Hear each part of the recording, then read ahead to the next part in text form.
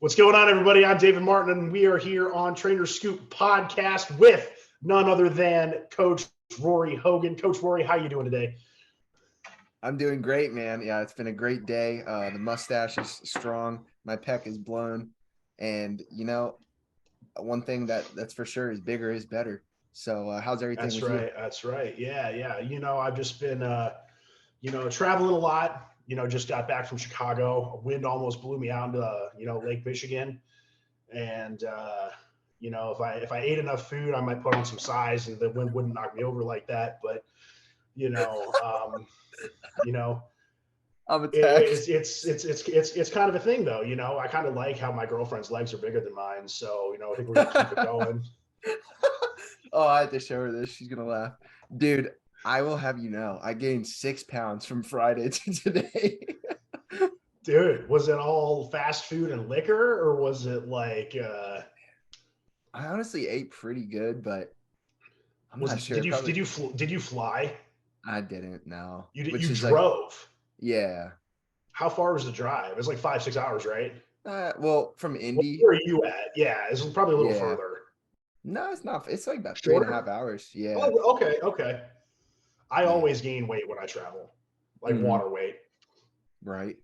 Yeah. I Dude, was like, I you're saw. gonna have a sick pump tomorrow, dude. Hit like arms and shoulders. Yeah. Oh yeah. Yeah. Oh Got yeah. to. All right. Speaking of training, I recently saw a shot of you in the gym, and Oh yeah. I'm. Hit an arm.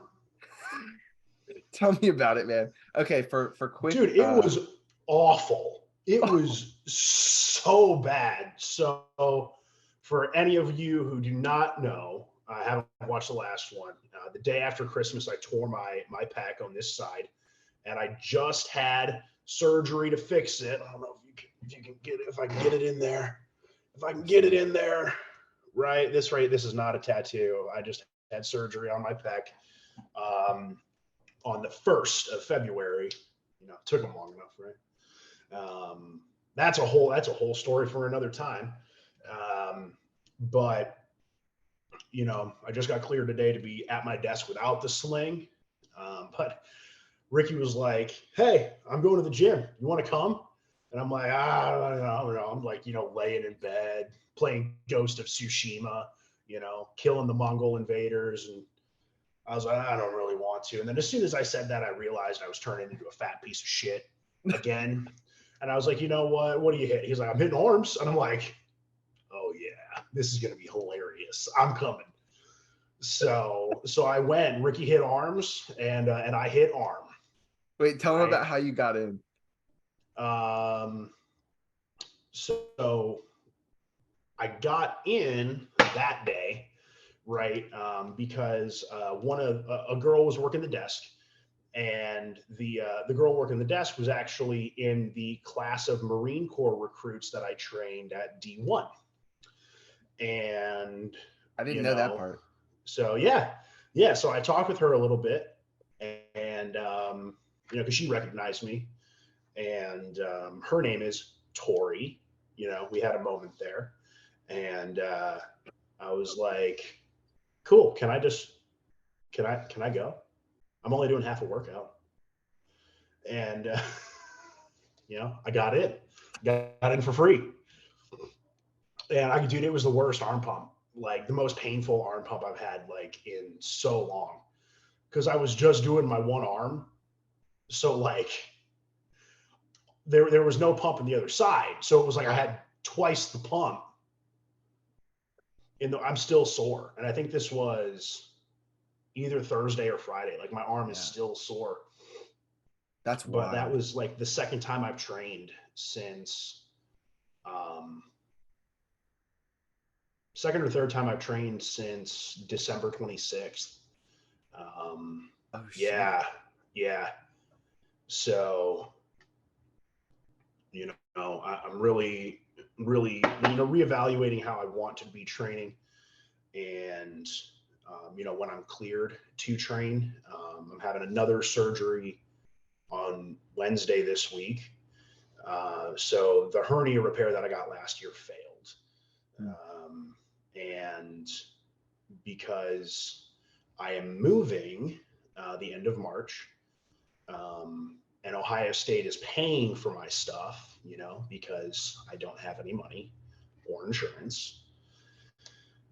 I'm like, fuck it. I'm already not training, so I might as well just do it now.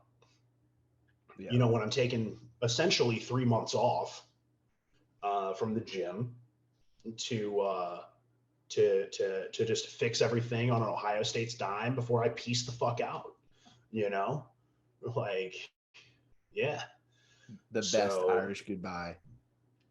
yeah, so that'll be awesome. I have to be there at 5:30 in the morning on Wednesday, which is great. So Rick is being a super bro and taking me in there at 5:30, and then my mommy's gonna come and take care of me for a couple days.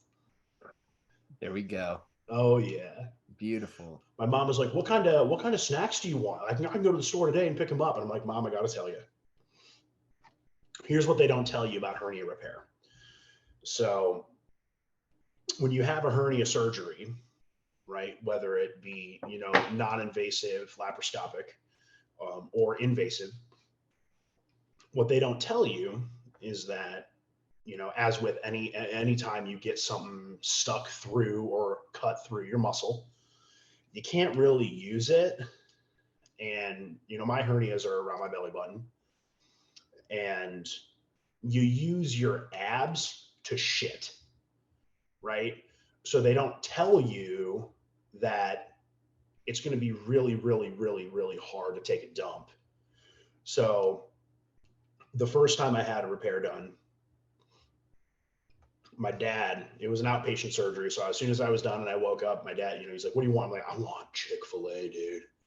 And, you know, I'm like doped up, and I got like 4 sandwiches and a milkshake.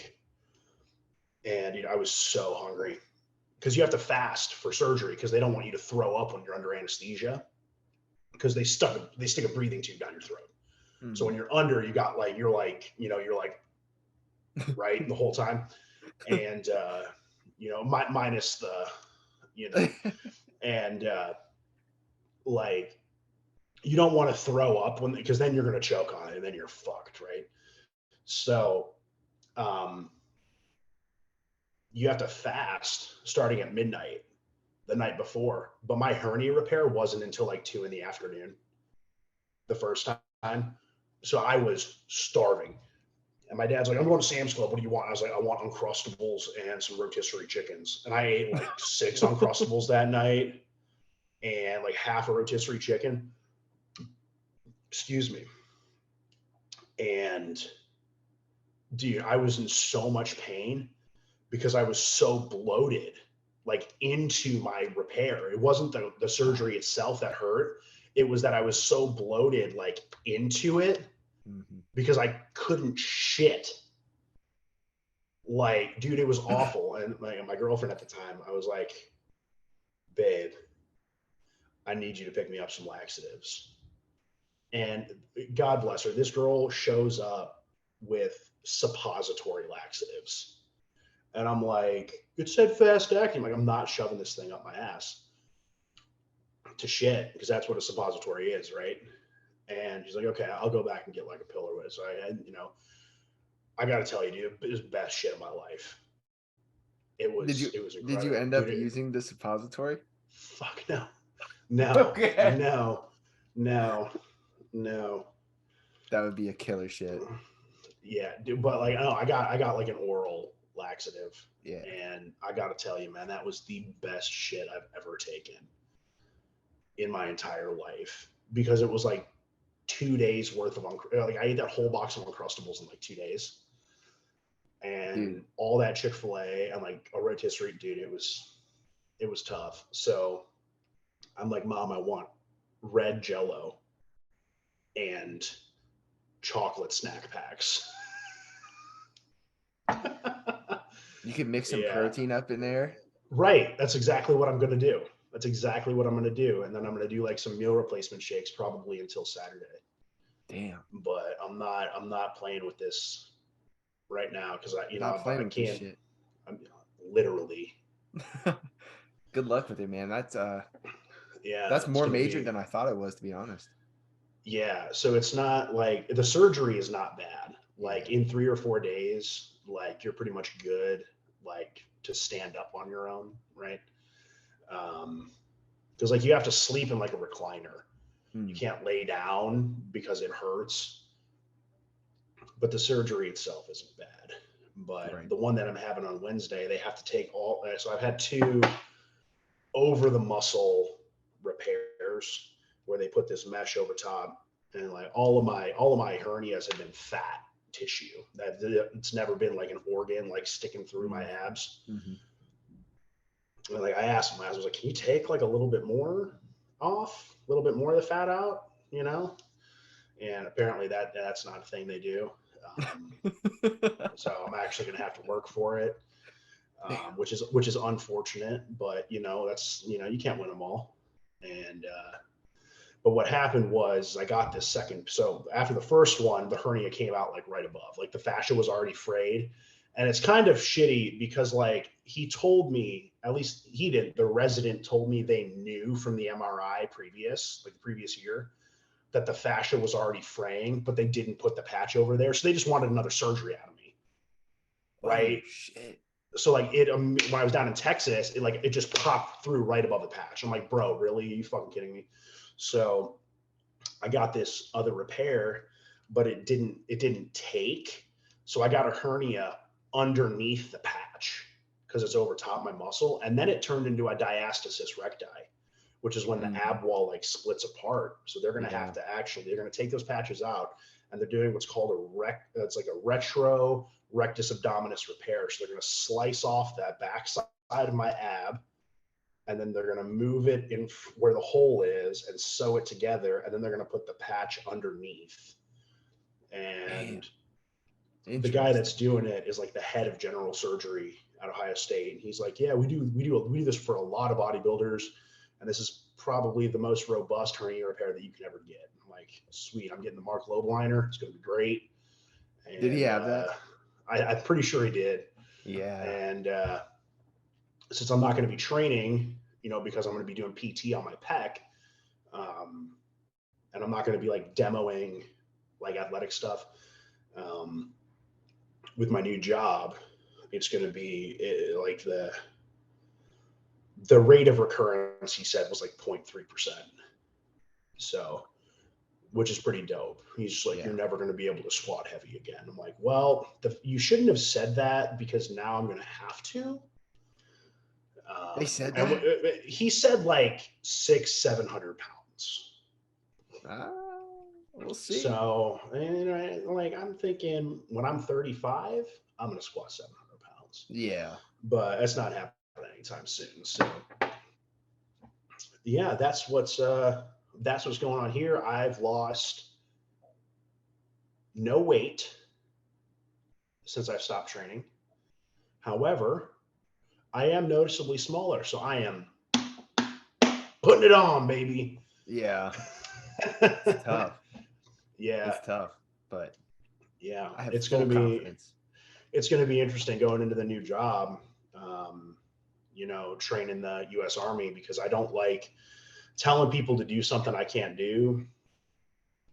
And the new Army physical fitness test still has a 1.5 mile run, and I can't run a mile. So Yeah. I'm about to be a lean, mean fighting machine here by August. So Yes, it'll be sir. it'll it'll be interesting to see. It'll be interesting. Oh, dude. That will be dope. So you'll start How long training. are how long are you trying to mask for, man? Dude, I'm gonna go for a little bit, like Rest of your life? YOLO Matt, the YOLO bulk forever and That's ever. right. Yeah. Nah, probably till like April, What do you May. what do you what do you weigh right now? So I mean, definitely water weight this morning, but it was like 208 last week was the average. 212 was this morning, so maybe like 209, 210. Okay. Yeah, I'd like to get it to like a pretty clean 215. Maybe I'll touch You 220 still in have there. abs, right? Yeah, like rough Okay. outline. They're hanging on just barely. Well, it's off season abs, right? Right. Yeah, dude. So I'm looking forward to it. Definitely got some more work to do. It's just crazy how much of a skinny bitch you realize when you get lean. I got decently lean last time, so gotta improve. Yeah. Yeah. Do you know what your body fat's at? I'm not sure about that, man. I haven't got a DEXA ever. Next time you come to Columbus, you should get one at Grandview Pro. They're Yeah. really really cool. Fun fact: if you take the girl at the desk Starbucks, you might get like $30 off. You can cut that part out right there. But I took Starbucks in. It's like $75 for a single DEXA. Um, and my friend worked there, so I was bringing her Starbucks. I didn't know she had left, so I gave it to the girl at the desk, and I got my DEXA for $45. Damn, that's cheap. Yeah, Definitely worth it. yeah. They were like, because it was right at the beginning of when I um, started the training block that I was doing before I got hurt. And they were like, yeah, you're sitting at about like 19%. And I'm like, ooh, I thought I was like 17, right? I'm not lean by any means, but like I thought I was going to be a little bit leaner than I was. She's like, at least you're in the healthy range. I'm like, I'm not trying to be healthy. Trying to be jacked. Right. Two very different things. Yeah. Yeah. Hell yeah, dude. Yeah, so we'll keep that rolling. The food has been so nice.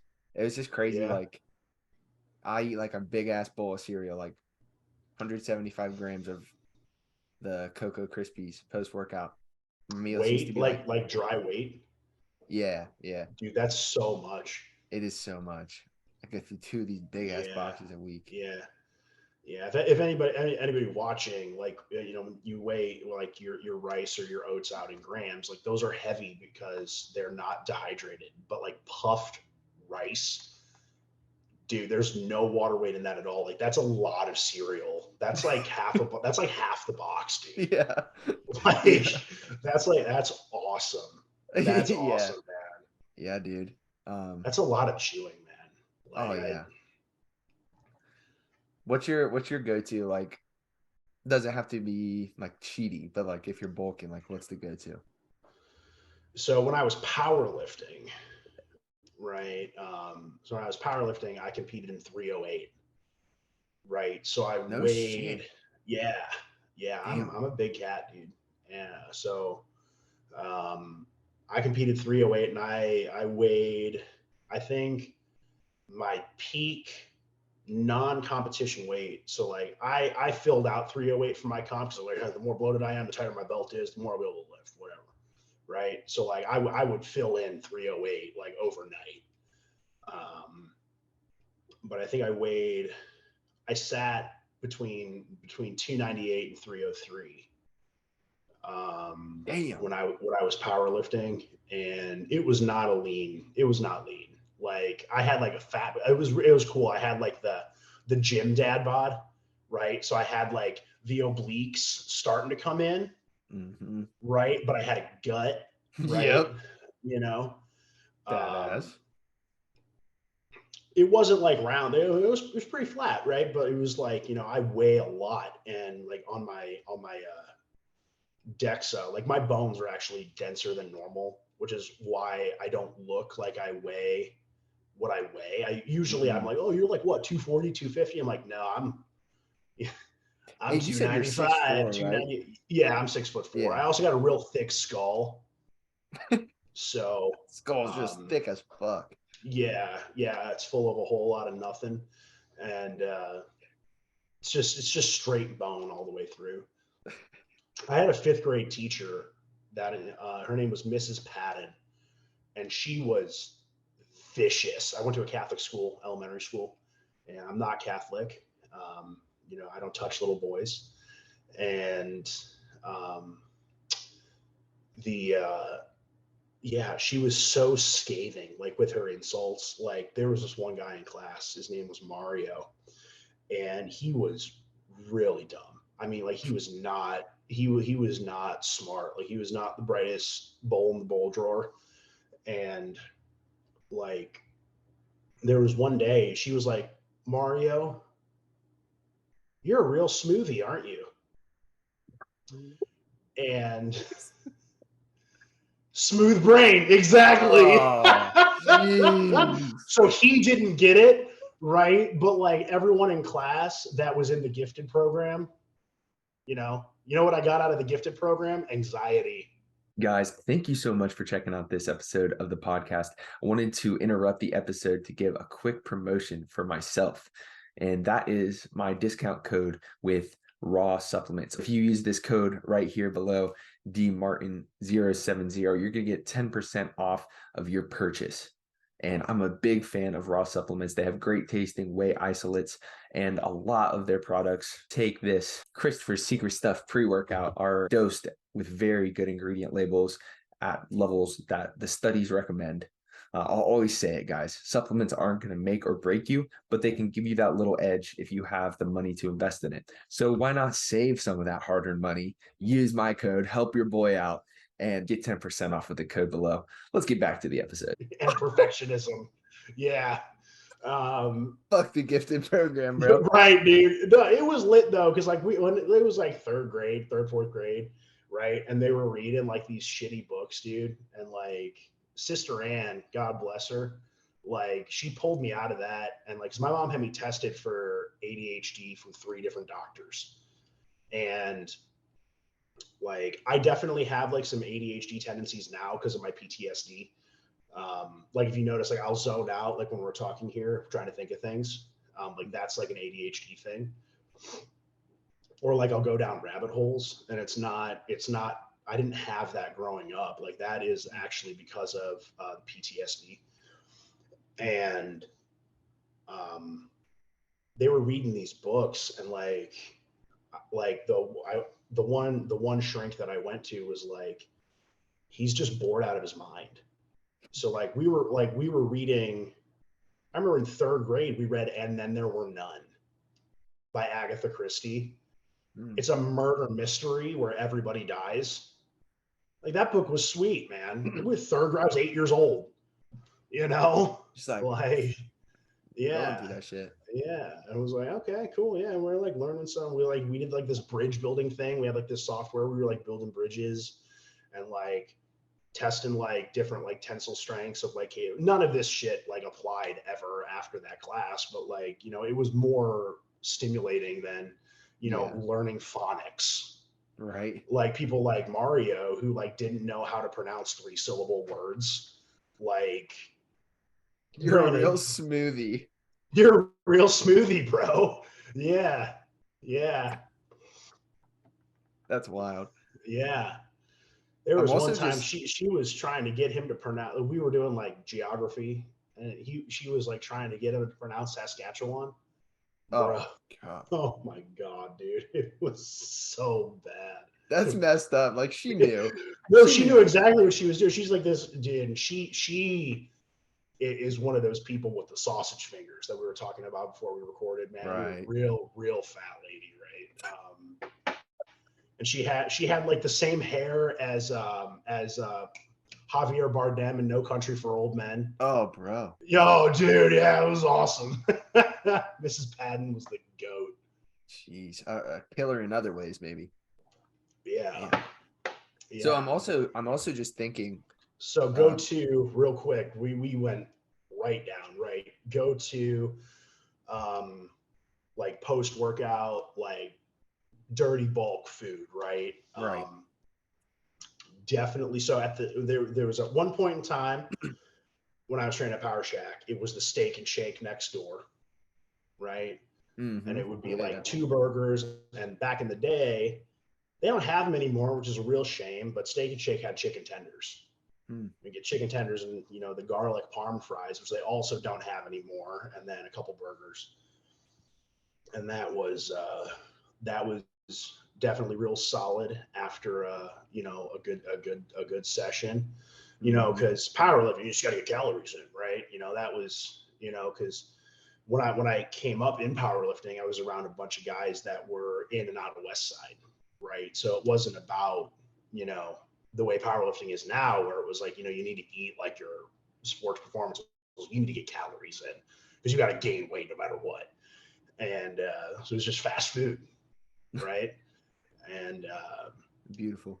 Like, yeah. And then, once that Steak and Shake actually shut down, it's reopened now. I don't ever go there anymore because I can't train a Power Shack anymore because the Is owner this hates Hilliard? me. Yeah. Yeah. Yeah. Wait, why can't you train a Power Shack? Well, that's a story for another time. Tell me about this. Yeah. Before we get into these deep, really, really deep questions that we got. Yeah. So like I tore my pec the day after Christmas, right? And like I don't have insurance, so I had to pay out of pocket for this MRI. I was like, yeah, I'm gonna go back and work the door at the bar. Make some quick cash because it's New Year's. People probably pay me, skip the line. I get there. There's a big dude at the door already who's friends with the GM who's collecting money for the cover. And I'm like, well, I'm not getting any cash tonight because he's friends with the GM. The GM says we're not allowed to take money, so I'm shit out of luck. And I told this dude, I'm like, yo, dude, I tore my pec like a week ago. If there's a problem, you got to handle it. And this dude's like twice my size. He's like, oh yeah, I've been bouncing for 15 years. He's an old head, right? He's like 40. And I'm like, all right, cool. He's been in the game. He knows how it goes. This guy did fuck all. So it's like it was off to a really, really great start. This kid tried to lie about being in there, and he stepped out for a phone call and he wanted to get back in. Normally, like if you got to step outside, take a phone call, you tell the guy that, hey, Larry, I got to make a phone call. You mind if I jump back in? Normally, if you're cool about it, it's like, yeah, sure, no problem. If you're a dick, you got to wait in line, man. Everyone's got to wait in line. But this, like I got there at 8:00. It's like 9:30. We had no idea who this kid was. He was lying. We didn't let him in. And then he kicked over my Celsius, dude. It was on the ground. He like kicked it down the street. And I was like, dude, that was a great way to make sure you don't get in the rest of the night. Like, you're out of luck, bro. Luckily, I had 2 more of them bitches locked and loaded, right? I had 3. And Peach Vibe, dude, all the way. Peach Vibe sir. Celsius is the way to go. And so the doors are shut, right? Because there's a cover, so you gotta pay and then to get in. It's a double door. And I'm facing the doors. The other guy's at the door, and I see them. The guys on the inside bringing a guy out really aggressively. And I'm like, yo, door. Coming out the door right now. And this guy's like not paying attention. He's like chatting to some chick in front of the line. And I'm like, yo, they're coming out the door right now, dude. And he's like, oh, my bad. He moves over to make sure the people in line are safe, right? But really, he just wanted an excuse to get close to this hot babe, right? And the doors bust open and they launch this guy out right past me. And I'm like, cool. Well, that's the end of that. He's going home because he went face first into the sidewalk. No, this guy stands up and makes a run at the door. And, homeboy over there is talking to the girl still, not paying attention. And I'm like, great, I got to do everything my fucking stuff's like, that's fine, I'll do it myself, right? So I take my good arm and I push the guy like this. So he falls over, but he grabs my jacket. And I got this real nice, like $400 leather biker jacket. The way he grabbed on it, bro, the zipper ripped out 4 of the freaking teeth. So now I can't zip my leather biker jacket. Yeah. But he takes me down. Because I pushed him that hard. I did not expect, he must have been on coke or something. And he's going straight down. He pulls me over on top of him. I'm like, well, if I put my arm out and land on it, I'm going to tear my pec even worse. So I like twisted and I landed my ass like straight on his chest. And then I bounce right off of him and my feet are like on top of his chest. We're laying on the ground. This brawl comes right on top of us, right? And this motherfucker, so like I'm laying here, right? Or he's like this and like I'm like this, right? And these are my feet. And on his on this side, on this side, he pulls a fucking knife out of his pocket. And I'm like, cool. So that's how it is. So I pick my foot up like this, and I start slamming it down into his face. And I broke his jaw off of his mandible off of his jaw on the one side. And holy shit. I wear like 5'11" tactical like combat boots when I bounce because they have like the steel toe. And if there's a fight, I don't want my feet getting stepped on. That's like it happened to me once when I was real young bouncing. I'm like, I am never getting my feet stepped on in a fight again because that was like the absolute worst shit. Because you're like, ow, my toe. and like you back out of the fight and people are like, what happened? I'm like, dude stepped on my toe, right? They're like, what the fuck? I'm like, no, I'm not doing that shit.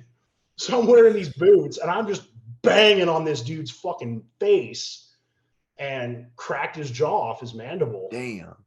And his homie, I guess, or whatever, knew I tore my pec. He's like grabbing my shoulder and like trying to pull me up. What the fuck? And he's like, dude, stop. He's done. And I'm like, shouldn't have pulled a fucking knife. Right. Like, dude, guy pulls a knife. Game over. Guy pulls a knife, right? And is about to stab me. And I am not in a position where I can get away. I'm thinking I'm going to kill that guy before he kills me. At that point, it's no longer a fight, right? That's life or death. You're goddamn right. I'm going to fucking kick him in the mouth. Are you kidding me, dude? And I look at him and I'm like, I'm good if you're good, dude. Like, I mean, like, if you get the fuck off me, I'm good. Like, and I'm like calling for backup on the radio. Like, nobody's coming. I'm like, dude, what the fuck? When I fell over, my radio flipped channel to a different channel. Shit. So that's why nobody came. And I like flipped the channel back over. I'm like, yo, I need backup at the front door right now. Dude, my man Tiny was there in like an instant. And Tiny is not small, right? You do not get that name by being a little dude. You normally, if you're little, it's like smalls, Right. small fry, or it's big, right? Like if you're like 5'5", like Joe Sullivan, hey, it's Big Joe, you know? Right. It's not, you know, but like if the guy's like Dan Bell's size, oh, hey, that's little Dan, you know? Like Tiny 6, he played offensive line for Kentucky. He's 6'6", 500 pounds. And Tiny was down the block, dude. He was boom, like within 10 seconds, he was there. I'm like, man, they don't make them like that anymore.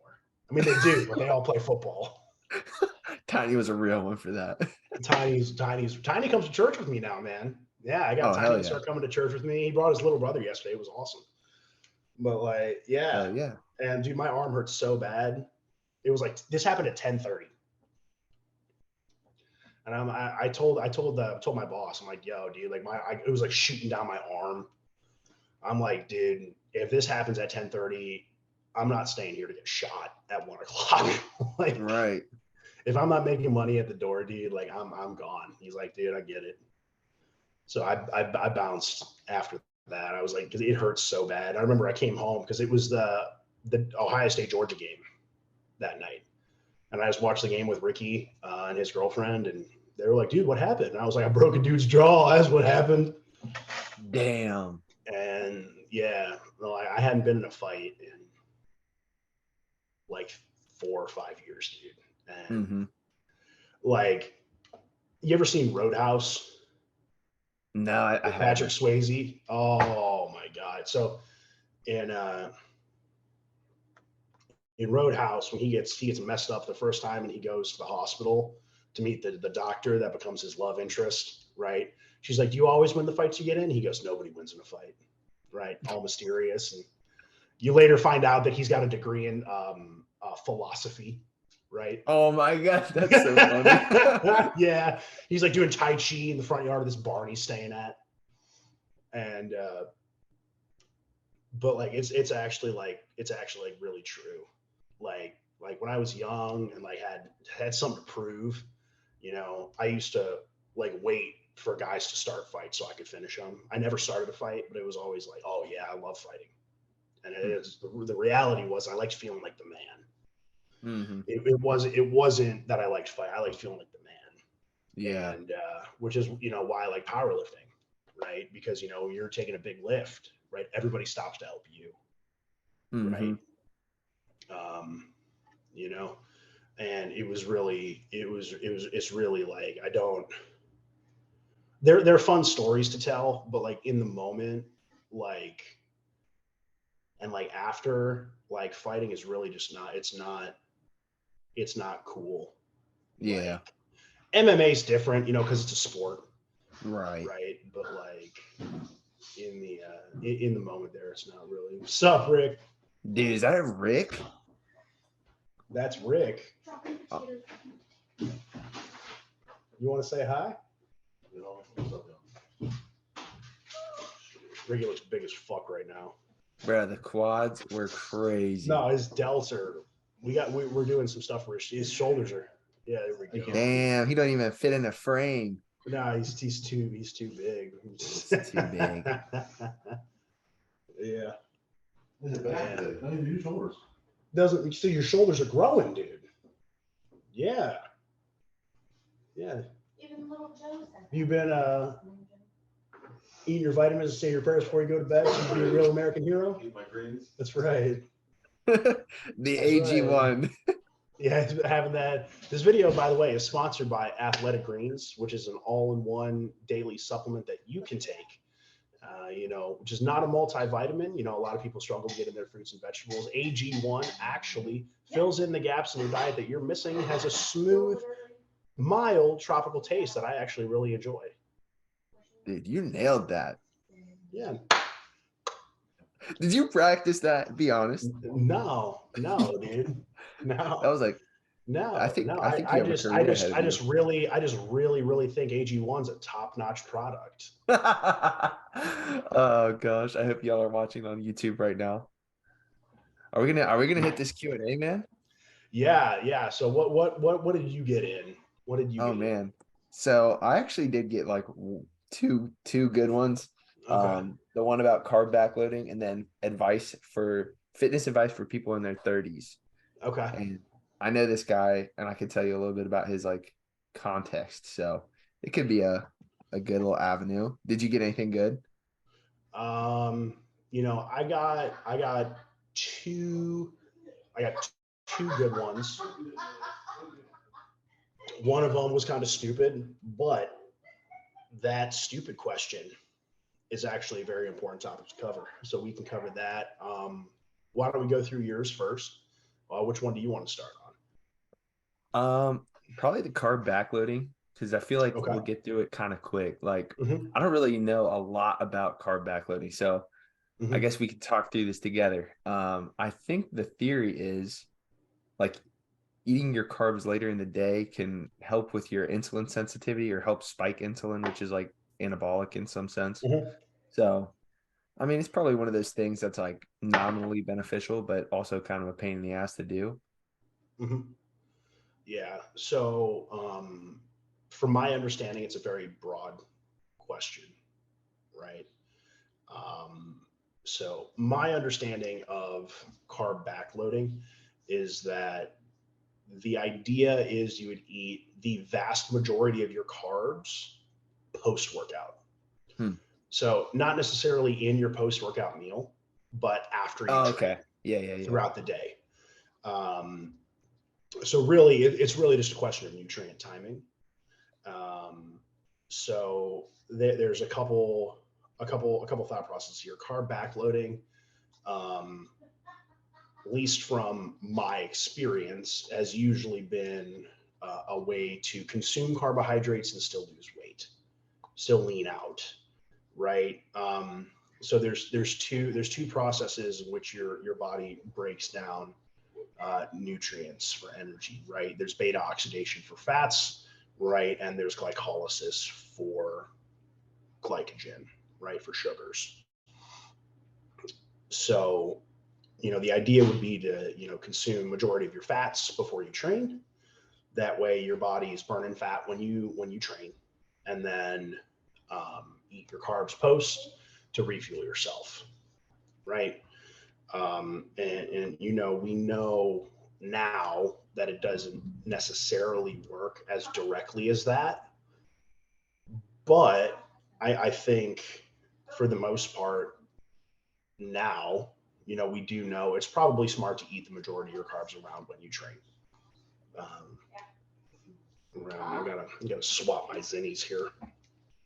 So We got the 3 or the 6. Always the 6, dude. So Oh, I used to dip really heavily when I interned for the University of Texas, and It was a really, really bad habit. And, you know, I use these to avoid gum cancer. Right. Actually, I was just talking to Rick about trying to like wean myself down. I don't want to wean off, right? Because I'm not a quitter, but definitely, you know, wean down a little bit. Dude. Because I know Sixes are just different. I put 2 in, bro. so Take me out. A good size lip, right, of dip is like 30 milligrams of nicotine. So the 6 gets me at about 12, but because it's not with the tobacco, it still hits kind of like a dip, because it's quicker, right?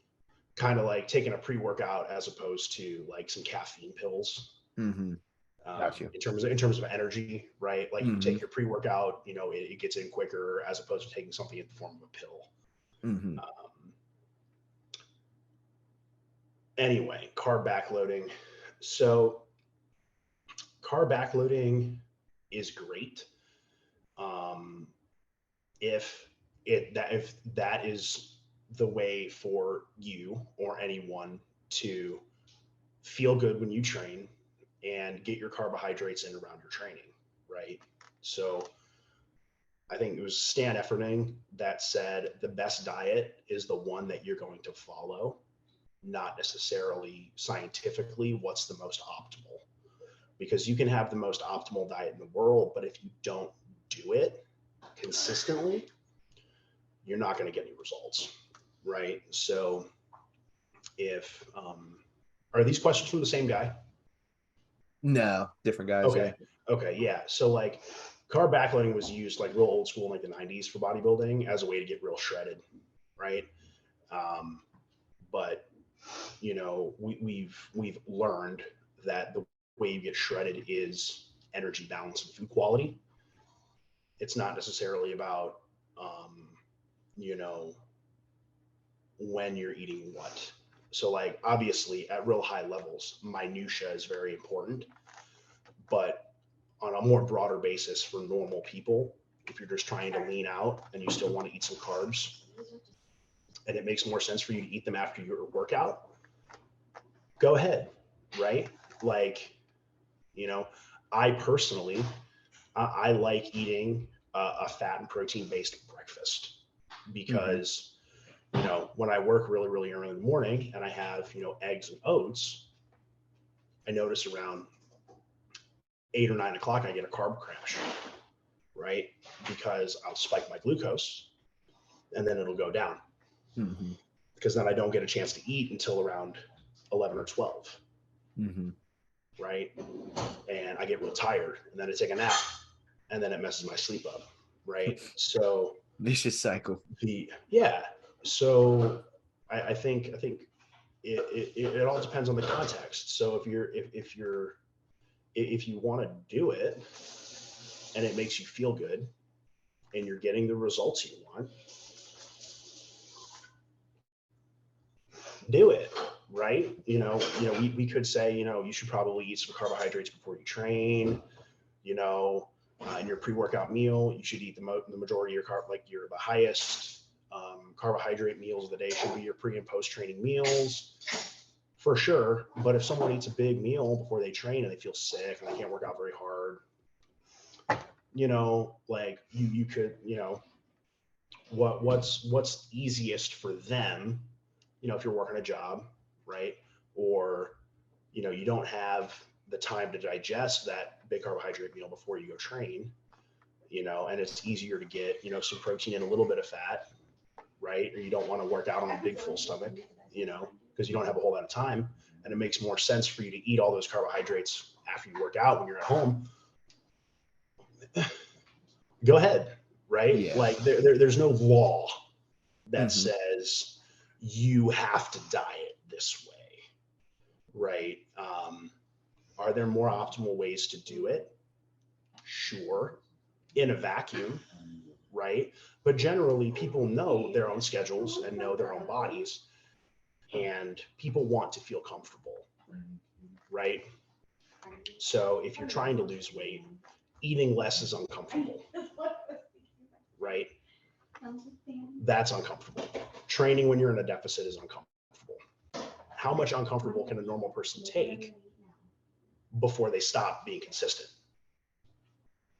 Does that make sense? So like if then you say, okay, yeah, well, no, you need to eat this, and they're uncomfortable because of the food they ate before they train, that's uncomfortable. Then they don't want to train, right? You know, and then they didn't train, so then their carbohydrates for the rest of the day, oh, I can't eat as much carbohydrate the rest of the, and their whole thing's messed up, right? So if you feel carb backloading is a way for you to get your food in a way that allows you to do what you want to do and get the results that you want to get, and it works for you, do it, be consistent, and progressively alter the calories as you diet to make sure you're leaning out or gaining mass the way you want to. You know, it's the same thing with training, you know, progressive overload, right? You got to, it's just the same thing with diet, right? You got to progress your diet. You can't just eat the same thing for months and months and months and months and months and expect to get results. You know, you have to alter that, make it a little less, make it a little less, make it a little less, make it a little less, and more, make it a little more, and a little more, and a little more as you gain or lose. And that's really the big thing. So if you're looking for carb backloading as like a secret weapon, right? Probably not the answer that you wanted. But if carb backloading makes it easy for you to be consistent with your diet, then that is the secret weapon. The consistency is that, right? It's not so much that carb backloading is, you know, this ultimate answer to weight loss or weight gain, the same way keto is, or, you know, it's what are you going to follow consistently that allows you to progressively lower your calories comfortably or increase them comfortably to get the results that you want to get. Well explained, man. I like it. But like, you know, if you're a competitive bodybuilder, right, and you're trying to get the absolute best look, is that the best way to do it? Probably not. If you're a competitive power lifter, is that the best way? No. If you're a best way to, no, it's not. However, if that's what you have to do, and that's what you're comfortable doing, go ahead, make it work for you, right? The tool doesn't work you, right? You don't have a hammer to hit a nail and it doesn't, you know, the hammer doesn't move you. You got to move the hammer to hit that nail, right? It's the same. It's the same thing with the diet strategy. Yeah, dude. Well said. Learned a little bit in there. Good points all around. Nice. Yeah, I mean, I feel like we got that one pretty well. So I'll give you some context on the guy so we can really zone in. Thanks for the good question, Patrick. So he is. Yeah, thank you, Patrick. We appreciate you. He is probably low to mid 30s at most. Okay. Pretty active guy. Was like a very good swimmer. He told me like damn near like champion swimmer, and now he does powerlifting. Okay. So he just kind of got into it. There's like a pretty dope gym downtown Indy that he does like training at. So I think he's kind of like just getting into the weights, trying to stay healthy. Gotcha. And looking for general advice. Okay. Yeah. Do you know if he plans on competing or he's just training powerlifting? I think he will compete. I think he maybe he wouldn't even say it, but like once it gets to the point where everything's vibing, he might just love it. Gotcha.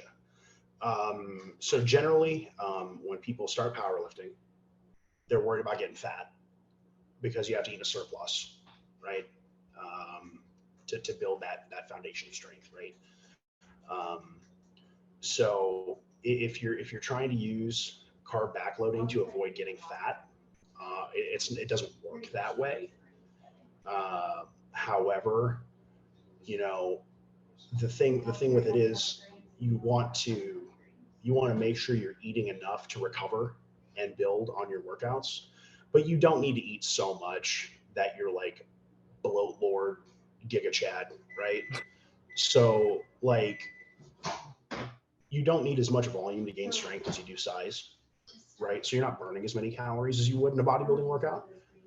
So, you know, Patrick, I would invite you in your situation to consume a small amount of carbohydrate before training, not necessarily a big amount because you're probably not doing a horrendous amount of volume.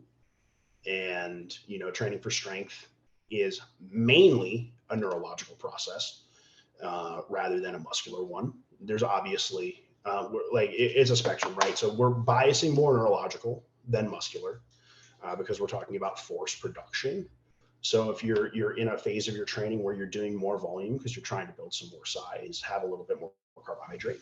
But as you get, more into parts of your training that are more biased towards strength and force production, you could lower your carbohydrates a little bit to mitigate that fat gain, but make sure you're still eating in a surplus because that'll keep you, from being achy and keep you recovering from your workouts.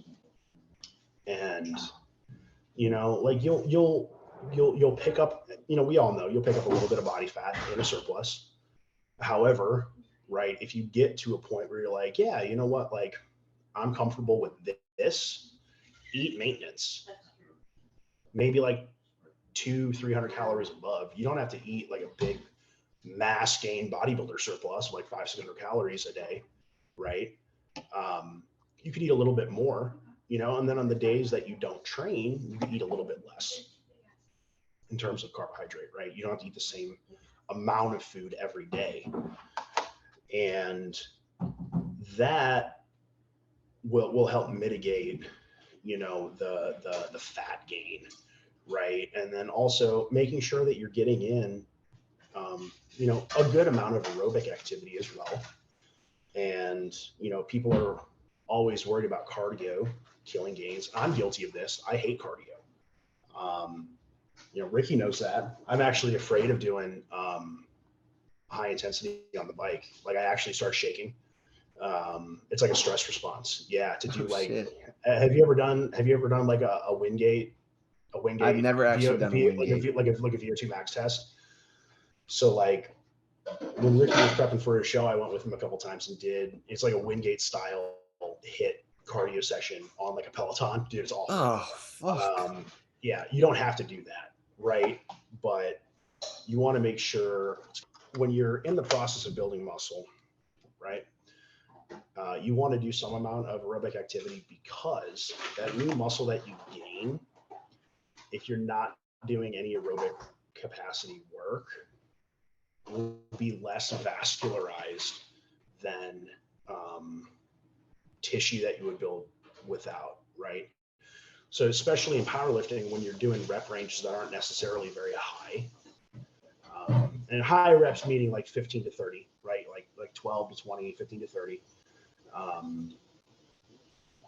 The endurance base is not there in that new tissue. So the quality of that muscle is actually lower. So you want to make sure you're doing a little bit of cardio. And you also want to make sure you're doing a cardio for your heart too, because straining under heavy weights is very, very hard on your heart tissue. So you want to make sure you're exercising that muscle. And it'll also improve the quality of your muscle gain, and that'll help keep some of the fat off as well. Dude, I love the points. I love the points there. I think it's just worthwhile. Just fucking stall it out there. It's all good. It's worthwhile to say, like, I think it's awesome that he decided to pick a new like sport and activity to pursue. Yeah, like that's something that so many people lose out on, and they just kind of like drift through the gym. There's no real meaning to it. It's that thing. Yeah, I agree. Finding something, especially being a competitive athlete earlier in life, and finding something that reignites that passion and gives you a new set of objective goals in the gym rather than I'm just going to exercise, be healthy, is really, really awesome. Really, really awesome. Yeah. Trying to think it's hard. How old are you? We're 27. Yeah, so only a year older. We're not quite to 30 yet. And I know there's he doesn't have kids, but I know there's a lot of changes that can happen just like life-wise between those two times. Man, I feel like another this thing. This is a diet soda, by the way. There we go. Gotta save where we can. What'd you get at Wendy's? Right. I got a Baconator. Oh yeah. So I can't get too fat. I got a diet soda. Right. It's about balance. Yeah, it's gonna be sweet though, because I'm gonna get real fat in this off period. Right. I'm gonna take a before picture. right? And then I'm going to train really, really hard for like 4 months, take an after picture. Mm-hmm. Oh yeah. Yes, I love it. Yeah. Dude, I feel like one thing, I don't know, maybe we could talk about this because I feel like it's tough, especially maybe if you're transitioning into fitness kind of like later in your adulthood, but like the Yeah. That social kind of, that kind of goes with the next question, actually. Fitness tips for in your 30s. Oh yeah, that's what I was kind of moving on to. Yeah. Yeah. Just like hard at times to find like friends that don't just want to drink. So like having like the powerlifting Right. group, having other friends that like to do things other than just like, hey, let's meet up and grab drinks, or like let's go out on the weekends. It can be a tough challenge. I don't know. It's something I'm still navigating, but Yeah. is what it is kind of moments, I guess. Yeah. Yeah. Iron sharpens iron, man. Book of Proverbs. Yes, Iron sir. sharpens iron, so too one man sharpens another. Got to keep that circle tight. Got to keep the people in high quality because Right. it can be Yeah. tough. Yeah. We don't all So have roommates like Ricky out here just killing the game. right. Right. Are they making like a post-workout dinner? I think so. Damn, that's Yeah. cute. Isn't it? Good for them. Yeah. Just out here living my dream, you know. Do they at least feed you Once in a while. once in a while? Once in a Does he while, make you but any- it's really, really great though, because you know, sometimes they'll actually do my dishes. Huh? Nothing. Sometimes. What's up? Sometimes. Yeah. Yeah, sometimes. Is it like every time, I'm guessing? Oh yeah. Not yesterday. Yeah. That's funny. Yeah. That's funny. Yeah, dude. All right. Any good advice for the fitness in the 30s beyond? So it's really, so I train a lot of adult clients that are parents, you know, in their 30s and 40s and 50s. And the biggest thing is, you know, the consistency. And it's very, very hard, you know, when, you know, you work a job and have a family to set that time in the gym for yourself, because, you know, especially if it's after work, right? Because not everyone is capable of getting up at, you know, 5 in the morning and going to the gym, right? But if that's the time you have to do it, that's the time you have to do it. If you don't want to sacrifice time with your family in the evenings, you know. And it's one of those things too, like realizing that setting time for yourself does not make you a bad parent. It actually makes you a better one. And this is a conversation that I was actually having with my therapist. You know, so my degree is in family science. So my undergraduate degree is in family science. So it's actually, it doesn't make you a bad parent to say, hey, look, I'm going to the gym. This is my time that I need for myself to better myself, right? It actually sets a good foundation for, you know, the children, you know, in your life to realize this is a boundary, okay? Because if that's not modeled young in life, kids are going to end up getting walked on because they weren't taught how to set and maintain a boundary for themselves, right? So it's actually a good parenting tool to help teach your kids about boundaries, to set that gym time for yourself. And it also sets a positive example for your kids about living a healthy and active lifestyle.